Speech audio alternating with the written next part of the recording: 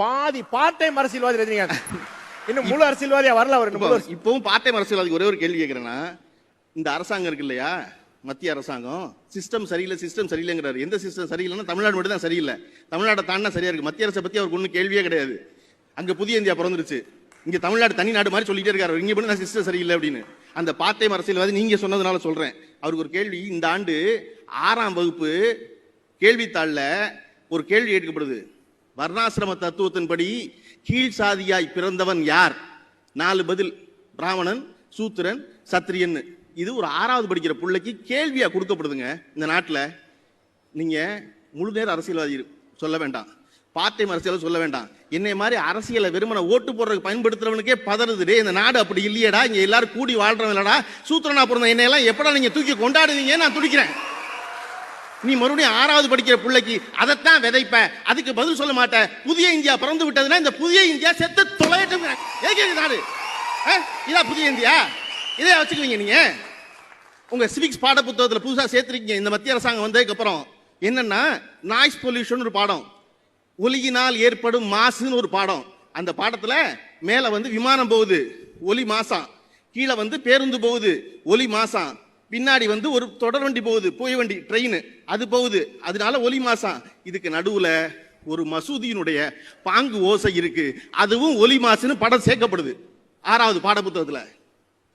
இந்துவும் என்று சொல்லப்படுகிறவர்களும் முஸ்லிம்களும் எல்லோரும் சேர்ந்து வாழும் இந்தியா தான் புதிய இந்தியா, எப்பொழுதும் நிரந்தர இந்தியா நான் நினைச்சுக்கிட்டு இருக்கேன். அதை கண்டிக்காம வெறும் தமிழ்நாட்டு சிஸ்டத்தை பற்றி மட்டும்தான் ஒருத்தர் பேசுவார் அப்படின்னா எனக்கு சந்தேகம் வர்றது நியாயமா இல்லையா? ஒவ்வொரு சிஸ்டமா சரி ஒண்ணு போற. இங்க இருந்து கிளம்பி ஒன்னொன்னா ராகவேந்திர மண்டபத்துல ஆரம்பிக்கிறப்ப துக்ளக் அவருடைய நண்பராக இருந்தார் பாருங்க சோ. அந்த துக்ளக் இன்றைக்கு திரு குருமூர்த்தி அவர்கள் நடத்தப்படுது. திரு எஸ் குருமூர்த்தி ஆடிட்டர் சொல்றாரு, ஒரு பக்கம் மோடியும் ஒரு பக்கம் ரஜினிகாந்தும் போட்டா தமிழ்நாட்டை எங்களால பிடிச்சிட முடியாதான்னு கேட்கிறாரு. அதுதான் பதக்குங்குது. ரஜினிகாந்த் ரொம்ப காலமா சொல்லிக்கிட்டே இருக்காரு, தமிழ்நாட்டு மக்களுக்கு ஏதாவது செய்வேன்னு. செய்வேன்னு செஞ்சிட போறாரோன்னு எனக்கு பயமா இருக்கு.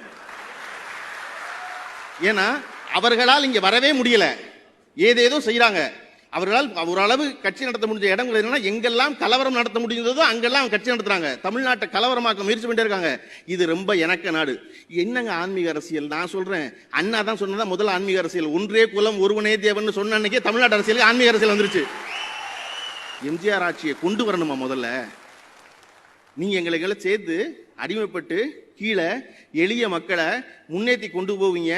2020 ஒரு புதிய ஆட்சி அமைப்பு நடத்துவீங்கன்னு பார்த்தா நீங்க மறுபடியும் 1977 ஆட்சியை தான் அமைப்பீங்கன்னா நீங்க எதுக்கு புதுசா வர்றீங்க? இருக்கு எடப்பாடி பழனிசாமியே போதுமே.